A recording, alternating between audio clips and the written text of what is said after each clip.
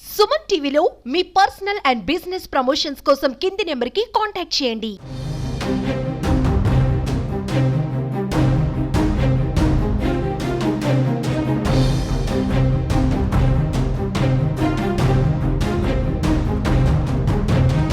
Welcome to Suman TV. నేను మీ సుప్రసాద్. బెంగాల్ తుఫాను దాదాపు రైతులను ముంచిందని చెప్పుకోవచ్చు. ఎందుకంటే ఈ తుఫాను ప్రభావం ఆంధ్రప్రదేశ్లో కొన్ని జిల్లాలకే ఉంది, ఉభయ గోదావరి జిల్లాలకు లేదని ప్రచారం చేసినప్పటికీ అధికారులు ఆ తుఫాను ఎఫెక్ట్ అయితే మాత్రం ఏజెన్సీ ప్రాంతంలో సుమారుగా కనిపించింది.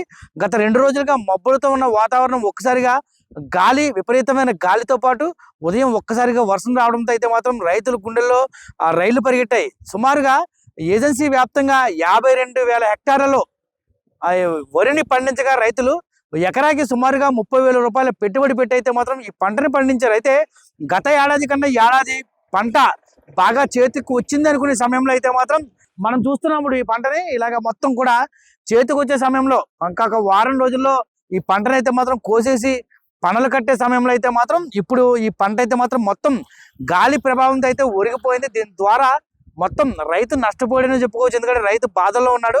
ఆ పంట ఏదైతే వాలిపోయిందో కిందకి అదంతా కూడా ధాన్యం పాడైపోద్దని పండక్కి సంక్రాంతి పండుగ నేపథ్యంలో రైతు చేతికి డబ్బులు వస్తాయి అని అనుకునే సమయంలోనే ఈ బెంగాల్ తుఫాను తమ ఆశలను అడియాసలు చేసిందంటూ వారైతే ఆవేదన వ్యక్తం చేస్తున్నారు. ఈ పంటతో ఒక్కసారిగా ఉదయం ఈదురుగాలు, విపరీతమైన ఈదురుగాలు తీయడంతో ఎన్నెలు వంగిపోవడంతో మాత్రం ఇది అంతరించుకుంది. చాలా చోట్ల ఏజెన్సీ వ్యాప్తంగా చాలా చోట్ల అయితే మాత్రం ఎప్పటికీ కూడా గాలులు వీస్తున్నాయి. బెంగాల్ తుఫాను ప్రభావంతో అయితే మాత్రం గాలులు వీస్తున్నాయి. వర్షం కొద్దిగా జల్లులా పడినప్పటికీ కూడా ఆ గాలుల ప్రభావంతో అయితే మాత్రం వరిచేలు అయితే నేలకు వాలిపోయిన పరిస్థితి.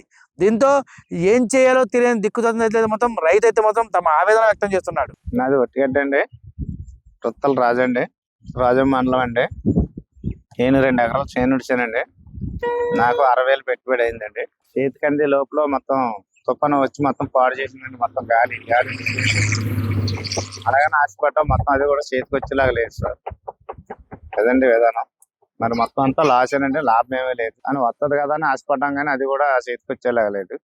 మొత్తం అంతా గాలి తుఫాను కింద మొత్తం అంతా చేను అంతా ఒరిగిపోయి కింద పడిపోయింది. ఇప్పటికే ఆ రైతులు చేతికొచ్చిన పంటనైతే మాత్రం చాలా మంది తుఫాను ప్రభావం, బెంగాల్ తుఫాను ప్రభావం రాకముందు అయితే చాలా మంది అయితే మాత్రం ఆ పంటను కోసి పనులుగా ఏర్పాటు చేసి ఆ ధాన్యాన్ని అయితే తీసేటప్పటికి ఈ తుఫాను ఒక్కసారిగా ఊహించని రీతిలో రావడంతో అయితే మాత్రం రైతులు బెంబులు ఎత్తిపోయారు. అలాగే చాలా చోట్ల ఏదైతే ధాన్యాన్ని కోసారో, పనుల కింద చేసి ధాన్యాన్ని చేశారో, వాళ్ళు ఏం చేయాలో తెలియని పరిస్థితుల్లో రోడ్డు పక్కన అయితే మాత్రం ఆ ధాన్యాన్ని కుప్పలుగా పోసి దాని మీద కవర్లు వేసి ఆ ధాన్యం పాడవకుండా ఉండేందుకైతే చర్యలు చేపట్టారు. మరికొంతమంది అయితే మాత్రం ధాన్యాన్ని కోసి కుప్పలుగా పెట్టారు. అంటే వర్షం ప్రభావంతో ఈ కుప్పలుగా పెట్టిన వర్షం ఎక్కువగా పడితే మాత్రం ఖచ్చితంగా కుప్పలుగా పెట్టిన ధాన్యం అయితే మాత్రం పాడైపోతాయని అయితే మాత్రం రైతు అయితే నిరాశతో ఉన్నాడు. చాలా మంది చర్యలు చేపడతారు. బెంగాల్ తుఫాను ఏ క్షణంలో ఏ విధంగా పుంజుకొస్తో, తీరం దాటిన సమయంలో ఏ విధమైన ఒక ఎఫెక్ట్ని చూపిస్తుందని ఒక భయాందోళన అయితే మాత్రం వాళ్ళు తెచ్చిన ధాన్యాన్ని అయితే మాత్రం ఇలాగా ఈ కుప్పల రూపంలో అయితే అది మైకా కవర్లు వేసి దాన్ని అయితే భద్రపరిచే ప్రయత్నాలు చేస్తున్నారు రైతులు. చాలా రైతులు అయితే ఈ బెంగాల్ తుఫాను నిరాశపరిచిందని చెప్పుకోవచ్చు. ఎందుకంటే చాలా ఇబ్బంది గురించి పంట చేతికి వచ్చిన సమయంలో ఈ బెంగాల్ తుఫాను అనుకోని రీతిలో రావడంతో అయితే మాత్రం రైతులకు నష్టం వాటిల్లే అవకాశాలు ఎక్కువగా ఉన్నాయని మాత్రం రైతులు ఆందోళన వ్యక్తం చేస్తున్నారు.